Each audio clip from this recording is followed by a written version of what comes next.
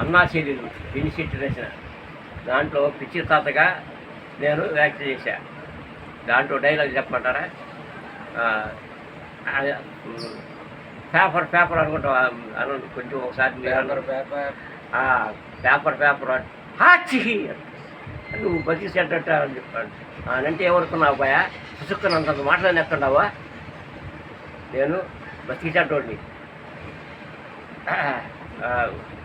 Dialogue అంటే మీరు అప్పుడు నాటకాలు ఆడేవాళ్ళ? నాటకాలు ఆడేవాళ్ళు. ఏ సంవత్సరం నుంచి మీరు నాటకాలు ఆడారు అప్పుడు? 72. మీరు ఆడినటువంటి నాటకాలలో వాటి పేర్లు ఏది చెప్పండి, 1-2 పేర్లు, నాటకం పేర్లు. అన్నా చెల్లెలు నాటకం. తర్వాత రక్తజ్వాల. ఇవి మీరు సొంతంగా ఒక డైరెక్టర్ ఉంటారా మీకు? డైరెక్టర్ బొమ్మిడి వెంకట నారాయణ గారు, ఆయన డైరెక్షన్ లో మీరు చేయడం జరిగింది. దర్శకత్వం కేశవరావు గారిపై కేశవులు. నాటక రంగం ఎందుకని వెనకబడిపోయింది అంటారు ఇప్పుడు ప్రజెంట్? ఎందుకని నాటక రంగం చూడట్లేదు? కాళ్ళకే ఒక ఆయన దగ్గరికి సందాకి వెళ్ళాం. సందాకి వెళ్తే ఆయన ఏమన్నాయంటే మీరు రావాలి మరి మేము వేసావా అన్నాడు. అందుకని నేను మీ దగ్గర ఆయన దగ్గర రాను చెప్పన్నా మా వాళ్ళందరినీ. అంటే ఎందుకని అన్నారు, ఆయన సరిగ్గా మాట్లాడు, అతనితో మనకి ఇది లేదు, నేను రానులే అన్న. అంటే సందాలు ఫోన్ చేసి చెప్తే అప్పుడు ఆ రోజుల్లో 15 రూపాయలు 20 రూపాయలు అయ్యాయి, నాకు 50 రూపాయలు అయ్యి ఆ రోజు నా డ్రామా అయితే. అంటే నాటక రంగానికి ఇప్పుడు ఉన్న సినిమా రంగం నాటక రంగాన్ని కనుమరుగు చేసిందంటారా? ఇప్పుడు వచ్చిన సినిమా రంగం నాటకాన్ని కనుమరుగు చేసేసింది. అంతకుముందు నాటకాలంటే ప్రసిద్ధి, ఊళ్ళో గ్రామంలో కూడా పెద్దలు చిన్నలు అందరూ ఐక్యతగా వచ్చి చూసేవాళ్ళు. ఈరోజు డ్రామా అంటే చూసేవాళ్ళు లేరు. ఆ రోజుల్లో హరికథ పురాణాలంటే వచ్చి శివాలయాల దగ్గర రామాలయాల దగ్గర కూర్చుని ఎదురుగ్గా నిద్రపోతా కూడా చూస్తా ఉండేవాడు.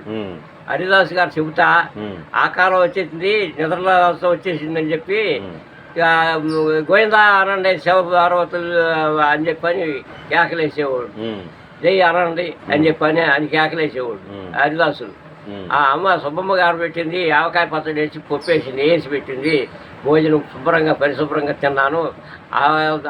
ఆవలింతలు వస్తున్నాయి, నాకు కూడా నిద్ర వచ్చినట్టుంది, మీరు కూడా నిద్రపోతున్నారు, ఈ రోజు సరిపించుకుని రేపు చేద్దామని చెప్పని అని హరిదాస్ గారు దాస్ గారు చెప్పేవాడు. అంటే ఒక విషయం, నాటక రంగంలో అప్పుడు గ్రామాల్లో ఉన్నటువంటి దేవాలయాల దగ్గర హరికథలు కావచ్చు, బుర్రకథలు కావచ్చు, నాటకాలు కావచ్చు ఇవి జరిగాయి కదా. అంటే అప్పుడు చూసేవాళ్ళు కానీ పల్లె ప్రాంతంలో ఉన్న వాళ్ళు అందరూ యూనిటీగా ఐకమత్యంగా వచ్చి చూసేవాళ్ళు. యూనిట్గా వచ్చి ఈ థియేటర్లో సినిమాలు లేవు అప్పుడు. సినిమాలు ఉంటే ఆడకి దుగ్గిరాల్లో సినిమాలు ఉంది, అయితే టూరింగ్ టాకీస్ కొన్నాళ్ళు చేసేది, కొన్నాళ్ళు ఉండేది కాదు. అయితే జనాలు వెళ్ళేవాళ్ళు. జనాలు ఇక్కడ నుంచి దుగ్గిరాల నుంచి నడుచుకుంటా పగలు వెళ్ళి తొలినాడు చూసి రెండునాడు చూసి కూడా అక్కడ నుంచి నడిచే వచ్చేవాళ్ళు. అంటే అప్పుడు మీరు నాటక రంగంలో నటించారు కదా, మీకంటూ ఒక కార్డు ఇవ్వలేదు? ఒక నటుడుగా ఒక కార్డు ఇవ్వటం గవర్నమెంట్ లేదండి, అప్పుడు కార్డు ఏమి ఇవ్వలేదు. అప్పుడేమి లేదు. దానికి సంబంధించిన కళాకారులకు పింఛన్లు కట్టాలంటే అలాంటి ఏమి లేవు. మీ పేరు ఏం చెప్పారు? నా పేరు ఒడుగు నాగరాజు గారు. మీరు ఎక్కడండి? మీది దుగ్గిరాల. నాటక రంగంలో మీరు మంచి ప్రసిద్ధమైనటువంటి ఒక యాక్టర్ మీరు. అప్పుడు కళాకారులు 2 నాటకాలు వేసాం. వనజ అని హీరోయిన్ వనజ అని తీసుకొచ్చాను తెనాల నుంచి. ఓకే, అమ్మాయిని. సూపర్.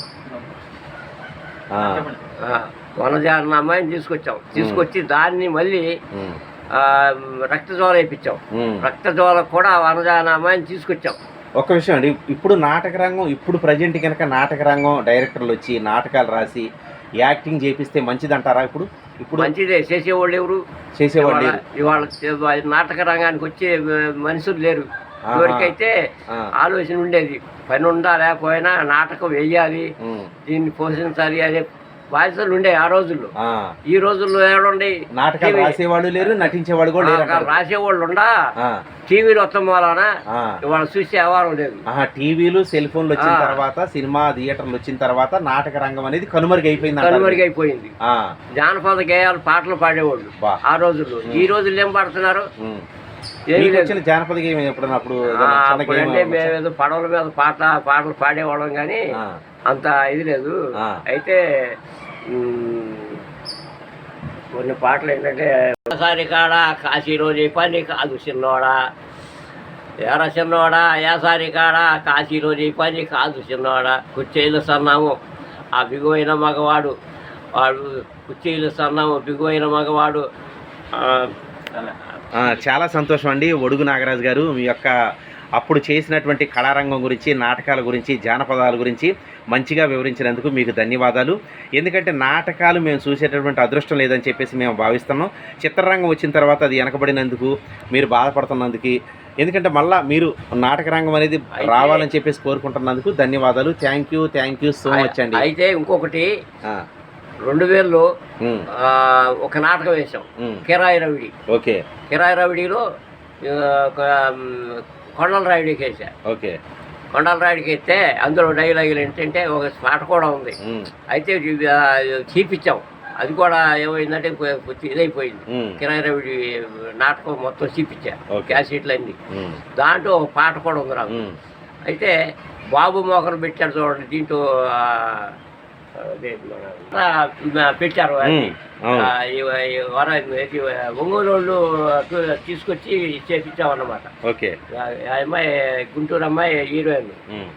ఆ అమ్మాయి అంది కదా, పక్క ఒక కుర్ర ఉన్నాడు, ఆయనేమో బాబుకి నన్నేమో కొడుకు పెట్టారు. నా వయసు పెద్దది కదా, అవేముందంటే అయ్యా నువ్వు కొడుకులాగా, నువ్వు బాబులాగా ఉండా, ఆయన కొడుకులాగా ఉన్నాడు, ఇదేమిటి అని చెప్పి అంది. ఆ డైలాగులు అంటే స్టేజీ మీద రిహార్సల్లో పట్టుకు అంటుంది. ఇప్పుడు పట్టుకోలే, స్టేజీలో స్టేజీ మీద పట్టుకుంటాను. అయితే ఒడుగు నాగరాజు గారు, ఎందుకంటే అప్పుడు నాటక రంగం కళాకారులు ఉండేటటువంటి ఇల్లు అండి ఇది. ఎందుకంటే నాటక రంగాలు కనుమరుగైన తర్వాత ఒక రకంగా చెప్పాలంటే అప్పుడు ఉన్నటువంటి కళలు కావచ్చు, సాహిత్యాలు కావచ్చు, జానపదాలు కావచ్చు మొత్తం కనుమరుగైన ఈరే ఒడుగు నాగరాజు గారు. ఎందుకంటే అప్పుడు నాటక రంగంలో నటించినటువంటి వ్యక్తి. వీళ్ళని గవర్నమెంట్ మంచిగా ఆదుకొని చేయూతనిచ్చి ఈ పాత తరంలో ఉన్నటువంటి కళాకారుల్ని చేయూతను అందించాలని మనస్ఫూర్తిగా కోరుతూ, వీళ్ళకంటూ పింఛన్లు కావచ్చు ఇలాంటివి ఇస్తే వాళ్ళు హ్యాపీగా ఫీల్ అవుతారని కోరుకుంటున్నా. ఇప్పుడున్నటువంటి గవర్నమెంట్ మీకు ఎలాంటి సహాయం చేయాలనుకుంటున్నారు మీరు? ఏం చేసేది ఏమీ లేదండి, గవర్నమెంట్ ఏం చేస్తుంది, ఏం చేస్తుందా. అయితే ఈ మధ్య 2000లో కిరాయి రవిడి నాటకం ఆడాం, దాంట్లో కొండల రాయుడి పాత్ర వేసా. ఇక్కడ ఎప్పుడైనా సరే, చాలా సంతోషం సార్, ధన్యవాదాలండి. మీ యొక్క అమూల్యమైనటువంటి సమయాన్ని కేటాయించి పాత తరంలో ఉన్నటువంటి నాటక రంగాన్ని గురించి వ్యక్తపరిచినందుకు చాలా సంతోషం. థ్యాంక్ యూ సో మచ్ అండి.